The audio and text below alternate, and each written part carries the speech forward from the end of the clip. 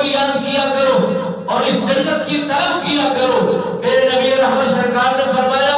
یہ جنت خوبصورت ہے، تمہارے لیے سنواری گئی ہے، تمہارے لیے بنائی گئی ہے،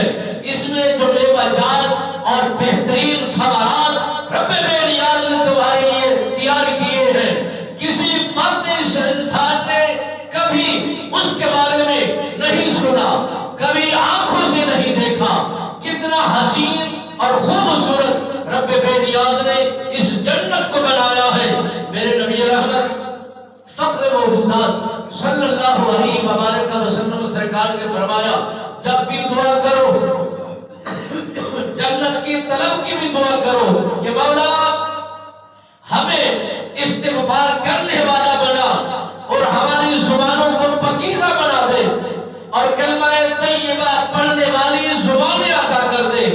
اور جنت کی بشارت ہمیں سنا دے اور اس کی خوشخبری ہمارے تک پہنچا دے اور اسی جنت کا مشتاق اور حقدار ہمیں بنا دے۔ میرے نبی رحمت فخر موجودات صلی اللہ علیہ وآلہ وسلم سرکار نے فرمایا جب بھی دعا کرو اس جنت کی امید کی بھی دعا کیا کرو، اس کی حقداری کی بھی دعا کیا کرو، اس میں دخول کی دعا کیا کرو کہ مولا ہمیں اس جنت میں داخل ہونے کا امید رکھتے ہیں، امیدوار ہیں اور ہم طلب رکھتے ہیں، ہماری امید کو بھی پورا فرما دیجئے، ہماری طلب کو بھی پورا فرما دیجئے۔ میرے نبی رحمت سرکار نے فرمایا کہ 3 کام ہو گئے، چوتھا کام رب بے نیاز نے اپنے محبوب مکرم محمد عربی سرکار کو بتایا کہ اے محبوب آپ کی قوم کے ہر اس انسان کا کام یہ کرنا انہی کا کام ہے، جنت ان پر لازم کرنا، ان کی بخشش کرنا، ان کے گناہوں سے درگزر کرنا، ان کی مغفرت کا اعلان کرنا میں رب بے نیاز کا کام ہے۔ چوتھا کام رب بے نیاز نے فرمایا کہ اے محبوب انہیں سنا دیجئے، انہیں بتا دیجئے یہ جہنم بڑی شدید قسم کی ہے، اس کے 3 درجے ہیں،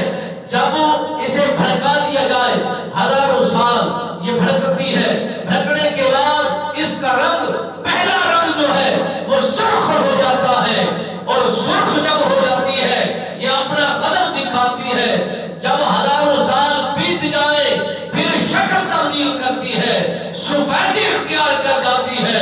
جب 1000 سال بھڑکنے کے بعد جب تیسرے پہلو میں داخل ہوتی ہے اس کی رنگت سیاہ ہو جاتی ہے، جہنم سیاہ رنگ کی ہے۔ وہ انسان جو نافرمانیوں میں گزر رہے ہیں اور جہنم کا جو جہنم کی خوراک ہے، جو اس کا مالن ہے، جو اس کی خوراک بنائی گئی ہے، میرے نبی رحمت سرکار نے فرمایا پتھر اور انسان یہ جہنم میں ڈالے جائیں گے اور اسی سے اس کی شدت اور اس کی سختی بھڑکنا شروع ہو جاتی ہے اور اس کی شدت بڑھنا شروع ہو جاتی ہے۔ جب انسان کو جہنم میں ڈالا جائے گا اور انسان